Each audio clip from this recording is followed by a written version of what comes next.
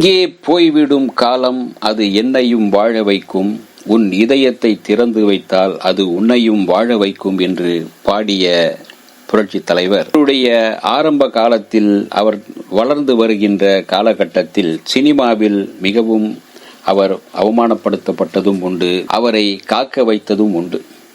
ஒரு படத்தில் அவர் ஹீரோவாக நடிக்கும் போது அந்த படத்தில் ஒரு பிரபல நடிகை ஹீரோயினாக நடித்தார்.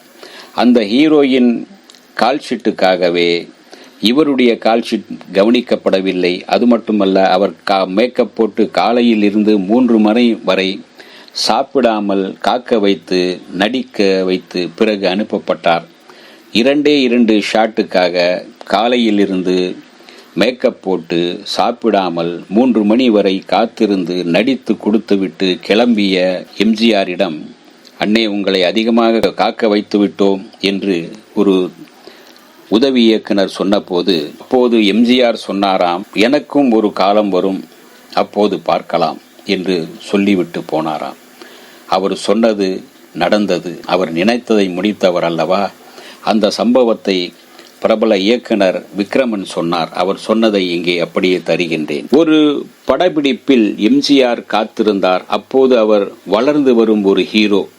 காலை 7 மணிக்கு மேக்கப்புடன் எம்ஜிஆர் ரெடியாக இருப்பார். ஆனால் அவருக்கு ஷாட் வராது. காரணம், அந்த படத்தின் ஹீரோயின் அவர் எம்ஜிஆரை விட ரொம்ப பிஸியானவர். ஹிந்தி படங்களில் வேறு நடித்து கொண்டிருந்தார். சென்னைக்கும் பம்பாய்க்கும் மாறி மாறி விமானத்தில் சென்று நடிகையின் படப்பிடிப்பில் கலந்து கொண்டிருந்த நேரம், ஒரு நாள் அவர் தேதியை தவறவிட்டால் மறுபடியும் அவருடைய தேதி கிடைக்காது, அபூர்வம். ஆகவே அவருக்கு முன்னுரிமை கொடுத்து அவர் சம்பந்தப்பட்ட காட்சிகளை முதலில் எடுக்கப்பட்டு பிறகுதான் மற்ற நடிகர்களின் காட்சிகளை எடுப்பார்கள். அந்த அளவுக்கு அந்த நடிகைக்கு முக்கியத்துவம் கொடுத்தார்கள்.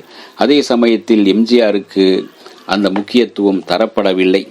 காரணம், அவர் வளர்ந்து வருகின்ற கதாநாயகன். எம்ஜிஆர் காலை 7 மணிக்கெல்லாம் மேக்கப்புடன் ரெடியாக இருக்கிறார். ஹீரோயின் வரவில்லை. மணி 9 ஆகிறது. எம்ஜிஆர் ரெடியாக இருக்கிறார். ஹீரோயின் இன்னும் வரவில்லை. ஷாட்டும் எடுக்கவில்லை. மத்தியானம் 2 மணி ஆகிவிட்டது. காலையில் இருந்து சாப்பிடாமல் ஹீரோயின் எந்த நேரத்திலும் வரலாம், ஷாட்டுக்கு கூப்பிடலாம் என்பதால் எம்ஜிஆர் சாப்பிடாமல் அணிந்திருந்த சரித்திர உடைகள் வேறு உடம்பை அரிக்க கொஞ்சம் கூட சலிப்பில்லாமல் பொறுமையுடன் காத்திருந்தார். மணி 3 ஆனது. ஹீரோயின் வர தாமதமாகும், நீங்க சாப்பிடுங்க அண்ணே என்று உதவி இயக்குனர் மோகன் காந்திராமன் சொல்ல, நல்ல பசியோடு இருந்த மக்கள் திலகம் எம்ஜிஆர் சாப்பாட்டில் கை வைத்து ஒரு கை எடுத்து சாப்பிடுகிற நேரம், ஹீரோயின் வந்தாச்சு, ஷாட் ரெடி என்று குரல் கேட்டதும் எம்ஜிஆர் சாப்பிடாமல் அப்படியே அந்த சாப்பாட்டை தட்டிலே வைத்துவிட்டு ஷாட்டுக்கு படப்பிடிப்புக்கு கிளம்பினார்.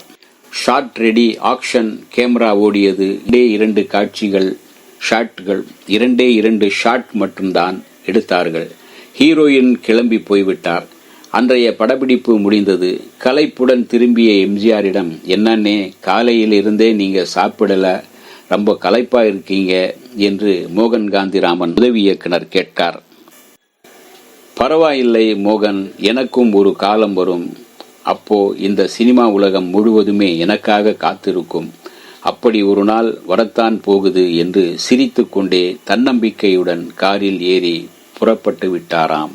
சாப்பிடாமலே காரில் ஏறி புறப்பட்டு விட்டார் எம்ஜிஆர். அன்று எம்ஜிஆர் சொன்னது பிற்காலத்தில் நடந்தது. அவர் மக்கள் திலகமானார், புரட்சி தலைவரானார், நாட்டின் முதலமைச்சரானார். தமிழ் திரையுலகமே அவருக்காக ராமாவரம் தோட்டத்தில் காத்திருந்தது. தமிழ்நாட்டு மக்களே அவர் முதல்வராக வர வேண்டும் என்று ராமாவரம் தோட்டத்தில் வாசலில் காத்திருந்தது. ஆம், அவர் சொன்னது பலித்தது. நல்லவர்கள் நினைத்ததை முடிப்பவர்கள் நினைத்ததை முடிப்பார்கள் என்பதற்கு எம்ஜிஆரின் இந்த சம்பவமும் ஒரு உதாரணம். இந்த வீடியோ உங்களுக்கு பிடிச்சிருந்தா லைக் பண்ணுங்க, ஷேர் பண்ணுங்க, கமெண்ட் பண்ணுங்க, சப்ஸ்கிரைப் பண்ணுங்க, மறக்காம பெல் ஐகானை கிளிக் பண்ணுங்க.